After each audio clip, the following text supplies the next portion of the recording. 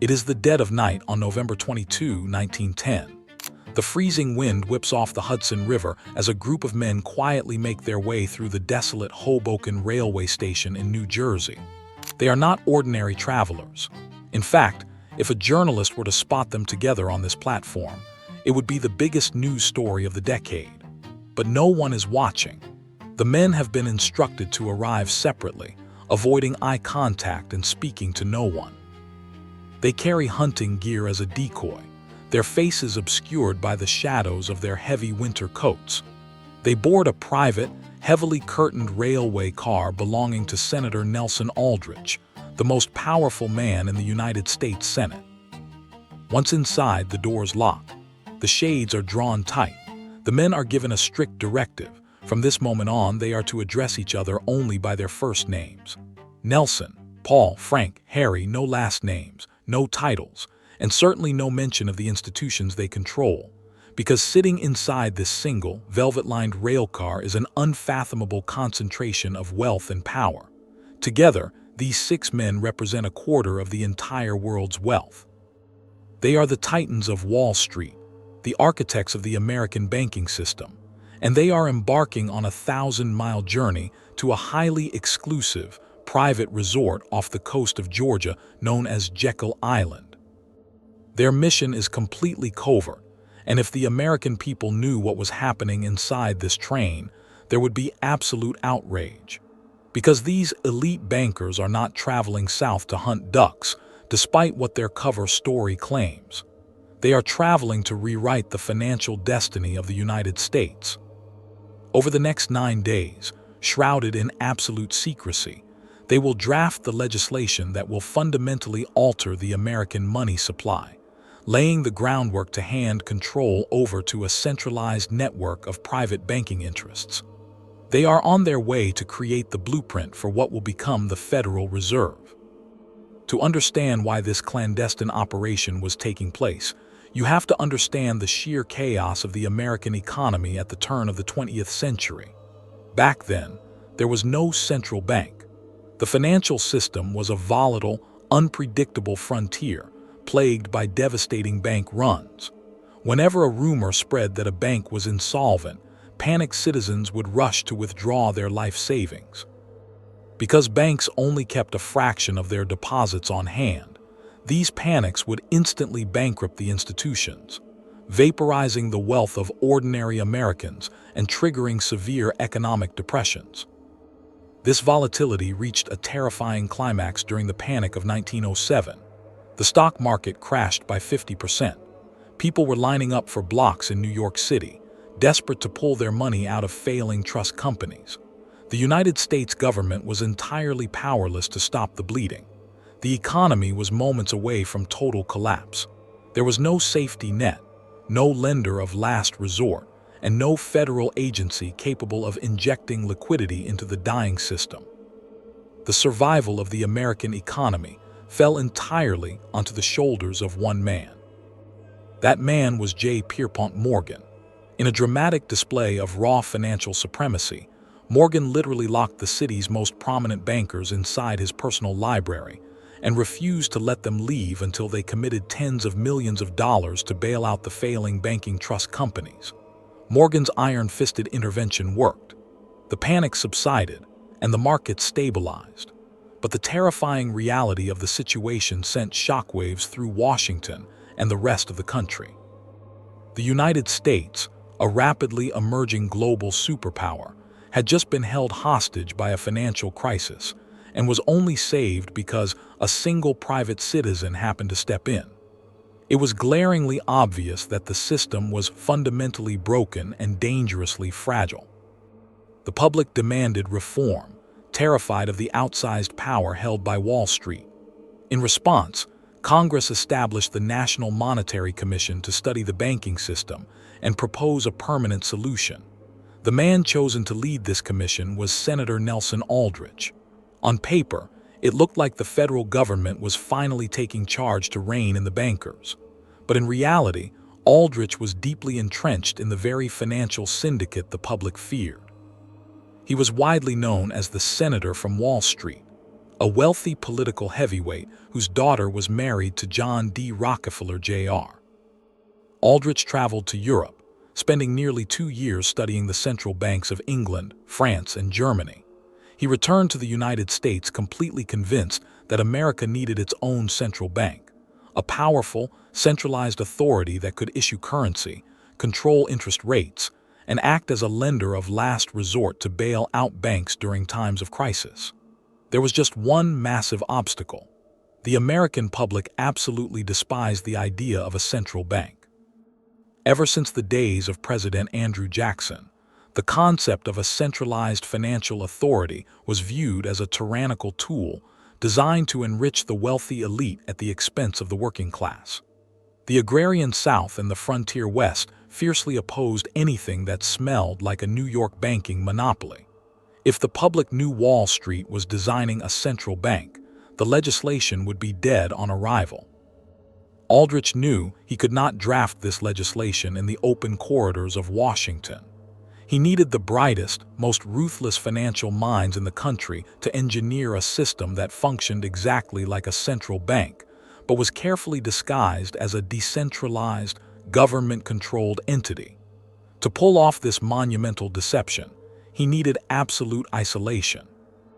That brings us back to the freezing November night and the heavily curtained train car barreling toward the coast of Georgia. Joining Senator Aldrich was A. Piatt Andrew, the Assistant Secretary of the Treasury. Next was Henry P. Davison, a senior partner at the legendary J.P. Morgan Company. Beside him sat Frank Vanderlip, president of the massive National City Bank of New York, who was there representing the vast Rockefeller interests. Also present was Benjamin Strong, another high-ranking Morgan lieutenant. And finally, Paul Warburg, a brilliant German-born banker who possessed an encyclopedic knowledge of European central banking and would become the primary architect of the new system. After a grueling journey down the eastern seaboard, the train finally hissed to a halt in Brunswick, Georgia. The men quickly transferred to a private launch and were ferried across the water to Jekyll Island. In 1910, this island was the exclusive winter retreat for the ultra-wealthy, a private playground for the Astors, the Vanderbilts, and the Morgans. But it was currently the off-season, and the sprawling clubhouse was entirely empty, save for a small staff of servants who had been strictly vetted and sworn to absolute secrecy.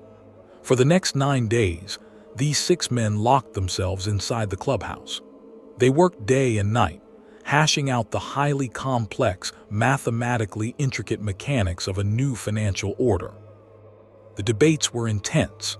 These men were fierce competitors in the real world, representing rival financial empires that often fought bitterly for market dominance. But inside the walls of the Jekyll Island clubhouse, they were united by a single, overriding objective.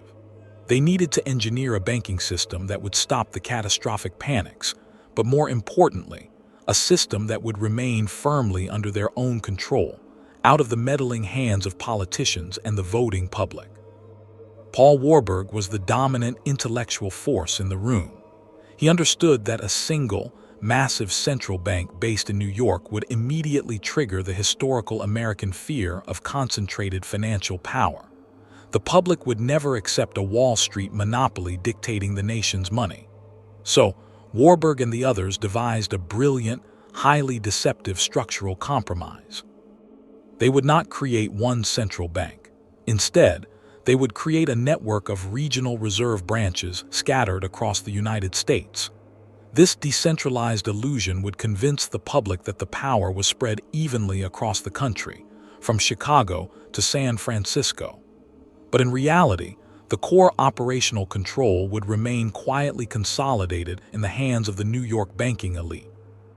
The deception extended deeply into the very vocabulary they used. They explicitly agreed that the words central bank could never appear anywhere in the legislation. It was political suicide. Instead, they opted for an intentionally boring, bureaucratic title, the National Reserve Association. They meticulously crafted the bill to ensure that the board of directors governing this new association would be largely composed of bankers, effectively privatizing the nation's money supply while cloaking it in the mundane language of federal administration. By the end of their 9-day seclusion, the group had produced a comprehensive, sweeping legislative proposal known as the Aldrich Plan.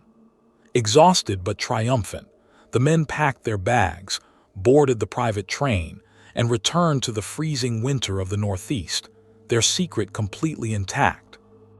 But as Senator Aldrich prepared to present his masterpiece to Congress, the political landscape of the United States was about to undergo a massive, unforeseen earthquake that would threaten to destroy everything they had just engineered. The political earthquake struck in the election of 1912. The Republican Party, which had dominated national politics and backed Senator Aldrich, fractured spectacularly. This split paved the way for a massive Democratic victory, putting Woodrow Wilson in the White House. For the bankers, this was an absolute disaster. The Democratic Party of 1912 was heavily influenced by fierce populists like William Jennings Bryan, a man who built his entire political career crusading against the Eastern banking establishment. The Aldrich Plan, bearing the name of the most prominent Republican ally of Wall Street, became incredibly toxic. It was immediately dead on arrival. But the men of Jekyll Island were nothing if not adaptable. They realized that the core mechanics of their plan were far too important to abandon just because the political winds had shifted. If the Democrats wanted to destroy the Aldrich Plan, the bankers would gladly let them, because behind closed doors, they were already executing a masterful pivot. They found new legislative champions in the Democratic Party, specifically Representative Carter Glass and Senator Robert Owen. Under the quiet guidance of Paul Warburg and other financial elites operating in the shadows, the Aldrich Plan was completely repackaged. They stripped Aldrich's name from the document entirely. They made a few highly publicized cosmetic changes, shifting the apparent balance of power slightly toward Washington to appease the progressive populists. They created a government-appointed Federal Reserve Board to oversee the system, satisfying the public demand for federal accountability. But the underlying engine of the system, the regional reserve banks, the control over the money supply, the ability to issue fiat currency, remained exactly as the bankers had designed it on Jekyll Island. The DNA of the legislation was practically untouched. They renamed this newly disguised blueprint the Federal Reserve Act. What followed was one of the most brilliant psychological operations in American political history. To ensure the public and the populist politicians would support the new bill, the Wall Street bankers engaged in a coordinated campaign of reverse psychology. The very men who had secretly authored the core of the system began to publicly criticize it.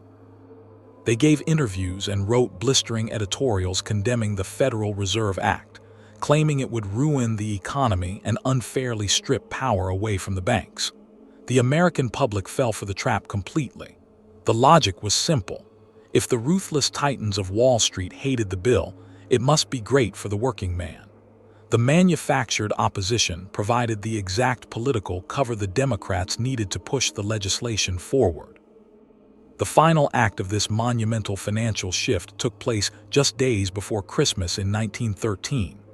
Congress was exhausted, and many representatives had already left Washington for the holidays, eager to get home to their families. In the heavily depleted chambers, on December 23rd, the Federal Reserve Act was pushed through a final vote and rushed to the desk of President Woodrow Wilson, who eagerly signed it into law. Just like that, the vision forged in a secluded hunting club off the coast of Georgia became the permanent law of the land. The United States had surrendered its money supply. The immediate aftermath of the bill's passage was celebrated as a massive victory for the American people. The newspapers praised Woodrow Wilson and the Congress for finally taming the wild beast of Wall Street. But the reality of what had actually been accomplished wouldn't truly be felt until decades later. By transferring the power to create money out of thin air to a quasi-private central bank, the Federal Reserve Act fundamentally altered the trajectory of the American empire. It ushered in an era of unprecedented national debt, the steady, unrelenting erosion of the dollar's purchasing power, and the massive boom and bust cycles that continue to define our modern global economy. The men on the train got exactly what they wanted. They stabilized the banking system against the devastating runs that threatened their empires, yes. But they also insulated themselves from the natural consequences of the free market. Under the new system, when the financial markets inevitably collapsed, whether it was the Great Depression of 1929, the Great Recession of 2008, or the sudden crash of 2020, it was not the titans of Wall Street who paid the ultimate price. The Federal Reserve, acting as the ultimate lender of last resort, was always there to inject trillions of dollars in liquidity to save the system. The mechanism they designed effectively privatized the immense profits of the banking elite during the boom years, while socializing their devastating losses onto the backs of the everyday American taxpayer when the bubble burst. For years, the story of the Jekyll Island meeting remained a whispered rumor, widely dismissed by the establishment as the frantic ramblings of fringe conspiracy theorists. The participants themselves flatly denied it ever happened. It wasn't until 3 decades later, when the men were older and their legacies secure, that the incredible truth finally began to leak out. Frank Vanderlip, the president of National City Bank, eventually confessed in an article for the Saturday Evening Post, writing that he was as secretive and furtive as any conspirator. He admitted that if it had been exposed that their particular group had gotten together and written a banking bill, that bill would have had no chance whatever of passage by Congress. Today, the Federal Reserve stands as one of the most powerful, influential, and unquestioned institutions on the face of the earth. Its closed-door decisions dictate the price of your food, the cost of your housing, and the underlying value of your daily labor. Yet, it operates entirely independent of the democratic process, free from the oversight of the voters it directly impacts. And this colossal concentration of financial authority, this engine of the modern economic machine, all traces back to a single, freezing November night in 1910. A night when 6 men stepped onto a train in New Jersey, pulled down the velvet shades, and quietly took control of the United States.